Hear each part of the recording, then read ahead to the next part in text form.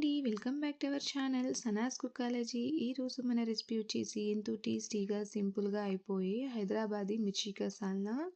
ఈ హైదరాబాదీ మిర్చి కసాలా అనేది చాలా చాలా టేస్టీగా ఉంటుందండి. అలాగే చాలా సింపుల్ అండ్ ఈజీ రెసిపీ కూడా.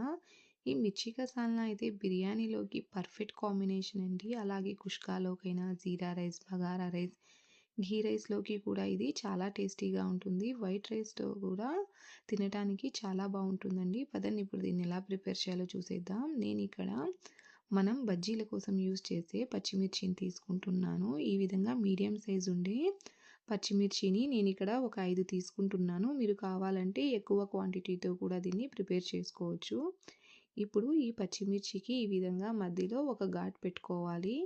ఈ విధంగా ఘాటు పెట్టుకోవడం వల్ల మనం వేయించినప్పుడు పచ్చిమిర్చి అనేది పగలదండి. అలాగే చక్కగా కర్రీలో కూడా లోపలి వరకు కుక్ అవుతుంది. ఈ పచ్చిమిర్చికి మసాలా కూడా చక్కగా పడుతుంది. ఇప్పుడు స్టవ్ మీద ఒక ప్యాన్ పెట్టుకోవాలి. ఇప్పుడు ఇందులోకి 3 టేబుల్ స్పూన్ల పల్లీలను వేసుకుందాం. పల్లీలను వేసుకొని వీటిని బాగా వేయించాలి. లో ఫ్లేమ్లోనే వేయించాలండి. ఇవి కొద్దిగా వేగాక ఇప్పుడు ఇందులోకి మనం ఎండు కొబ్బరిని ఒక 2 టేబుల్ స్పూన్లు వేసుకోవాలి. ఈ ఎండు కొబ్బరిని కూడా వేసి బాగా లో ఫ్లేమ్లోనే వేయించాలి.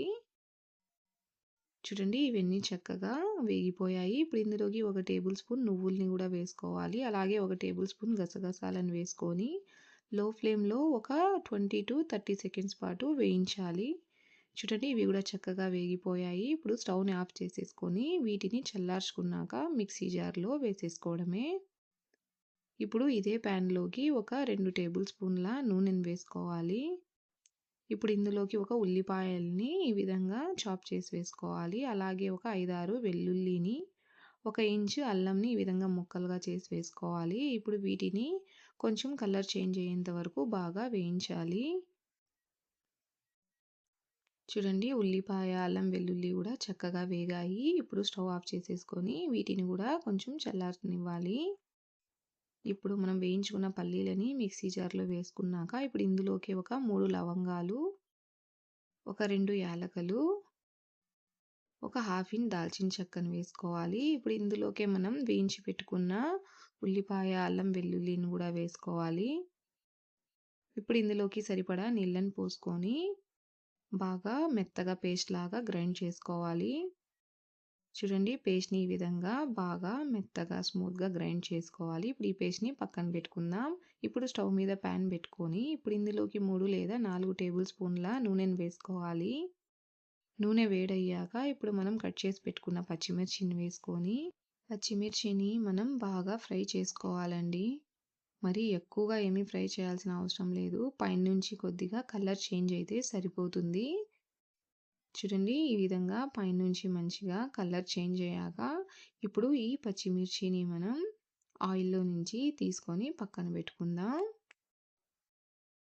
ఇప్పుడు ఇదే ఆయిల్లోకి ఒక టేబుల్ స్పూన్ జీలకర్రని మనం గ్రైండ్ చేసి పెట్టుకున్న పేస్ట్ని వేసుకొని మంటని లో ఫ్లేమ్లో పెట్టేసి ఈ పేస్ట్ని ఈ విధంగా కలుపుకుంటూ ఒక 3 నిమిషాలు బాగా వేయించాలి. ఈ పేస్ట్ని బాగా వేయించాలండి నూనెలో. అప్పుడే మన కర్రీ అనేది చాలా టేస్టీగా ఉంటుంది. చూడండి ఈ పేస్ట్ అనేది చక్కగా ఆయిల్లో వేగింది. ఇప్పుడు ఇందులోకి మనం రుచికి సరిపడా ఉప్పు, ఒక పావు టేబుల్ స్పూన్ పసుపు, ఒక టేబుల్ స్పూన్ కారపొడి వేసుకోవాలి. అలాగే ఒక టేబుల్ స్పూన్ ధనియాల పొడిని, అర టేబుల్ స్పూన్ జీలకర్ర పొడిని వేసుకొని లో ఫ్లేమ్లోనే ఈ స్పైసెస్ని బాగా 1 నిమిషం పాటు వేయించాలి. వీటిని లో ఫ్లేమ్లోనే వేయించండి. హై ఫ్లేమ్లో వేయిస్తే ఇవి మాడిపోతాయి. ఈ విధంగా లో ఫ్లేమ్లోనే వేయించండి. కొద్దిగా కరివేపాకును కూడా వేసుకొని వేయించాలి. చూడండి ఈ స్పైసెస్ అనేటివి చక్కగా వేగాయి. ఇప్పుడు ఇందులోకి మనం ఒక పావు కప్పు చింతపండు గుజ్జును వేసుకోవాలి. చింతపండు గుజ్జు వేశాక ఒకసారి బాగా కలుపుకోవాలి.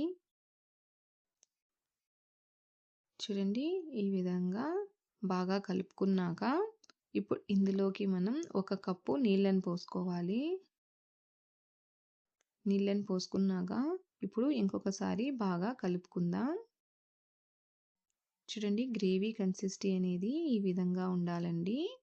ఈ విధంగా అడ్జస్ట్ చేసుకున్నాక ఇప్పుడు ఒక 3-4 నిమిషాలు ఈ గ్రేవీని ఉడికించుకోవాలి. 4 నిమిషాల తర్వాత మనం వేయించుకున్న పచ్చిమిర్చిని వేసుకొని ఒకసారి బాగా కలుపుకోవాలి.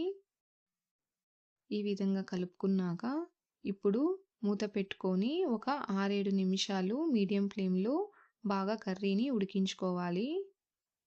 7 నిమిషాల తర్వాత చూడండి ఆయిల్ అనేది చక్కగా పైకి తేలుతుంది. అలాగే మన కర్రీ గూడా చక్కగా కుక్ అయింది. పచ్చిమిర్చి గూడా చక్కగా ఉడికింది. అలాగే గ్రేవీ గూడా చక్కగా చిక్కగా అయిందండి. ఇప్పుడు పైనుంచి కొద్దిగా కొత్తిమీరను వేసుకొని ఇంకొకసారి బాగా మిక్స్ చేసుకోవాలి.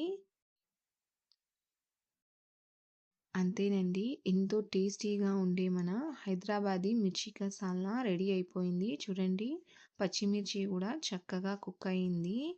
అలాగే గ్రేవీ చూడండి ఎంత చిక్కగా వచ్చిందో, చూడటానికి కూడా ఎంత బావుందో కలర్‌ఫుల్‌గా. ఇప్పుడు మనం ఈ హైదరాబాదీ మిర్చి కసాలాని వేడి వేడిగా సర్వ్ చేసేసుకుందాం. అంతేనండి.